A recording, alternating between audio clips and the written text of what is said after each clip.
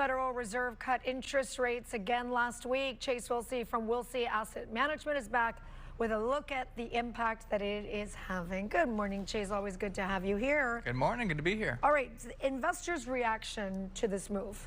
Yeah, I was kind of surprised somewhat, but I guess because the Fed came out, they cut interest rates. A lot of times when people hear there's going to be an interest rate cut, they expect the market to go up. Yes. But it was actually the opposite. You had a pretty sizable decline right after the announcement that the Fed decided to cut interest rates. Interest rate decisions, how does it, for those that may not understand what you were just saying, expecting markets to go up or down, how does it affect the direct correlation between the two? Yeah, I mean, when you look at the economy as a whole, the reason people get excited about interest rate cuts is it essentially should lower the cost of borrowing. Right. So then that should lead to more expansion from businesses, more hiring. People should be able to maybe spend more money because you get maybe a pay raise, maybe borrowing rates are lower, so you can take on more debt to then go fuel the economy. That is kind of where the excitement comes from lower interest rates, is the opportunity for potential expansion. Is this going to happen again before the end of the year? You know, this is where it gets really interesting, and this is actually why the market was negative after the rate cut. Going into the meeting, it was expected that the Fed was going to cut interest rates, but there's a 90% chance that they were actually going to cut interest rates again in December. Well, after the meeting, Fed Chief Powell came out and said it's not a foregone conclusion that we're going to have a rate cut in December. And also we had one dissenting member, Mr. Schmid, who actually voted against a rate cut. So we're kind of starting to see maybe there won't be a rate cut in December. And as I said, there was a 90% chance heading into the meeting for the 90% cut. Then after the meeting, it dropped to 67%. So we've seen quite a pullback in that. And the market is always forward-looking. That's what people need to remember. Everybody knew the Fed was going to cut rates at the last meeting. It was more about what's going to happen at the December meeting.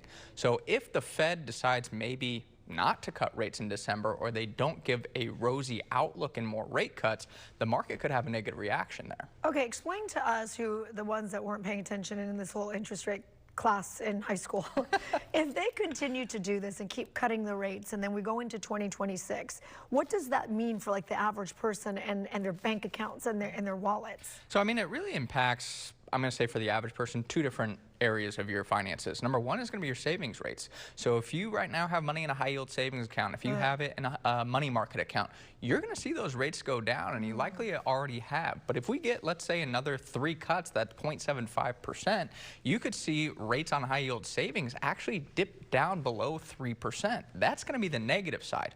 The positive side is with rate cuts, generally borrowing rates decline. So we talk about auto loans, talk about homes. Generally, you can see that, especially now we're seeing the Fed maybe loosening up on what is known as quantitative tightening, which that should help with the long end of the yield curve. That's what's going to help the 30-year fixed mortgages. But we've seen a lot more shift towards ARMs or adjustable rate mortgages. That's going to be more impacted by the short end of the curve. And I think you will see maybe lower interest rates as we head into next year as well. What about retirement accounts? Retirement accounts, I mean, this is really what's going to be impacted by people's investment decisions. One thing you have to realize is as interest rates fall, well, bond prices can go up. So that can be beneficial if interest rates fall on bonds. But there's not always a direct relationship between short-term rates and long-term rates. So if long-term rates don't do much, it's not going to impact your bond portfolio. Also, too, when interest rates fall, generally stocks go up. But right now, valuations are very, very high. I don't know if we've seen levels this high on the valuation front during a rate cutting cycle, which kind of gives me pause to be overly ambitious about what returns can be over the next 12 months. Well, we're grateful we have you to explain all of this that I'm sure most people don't even understand, but we have Chase. Thank you for being here. We appreciate it.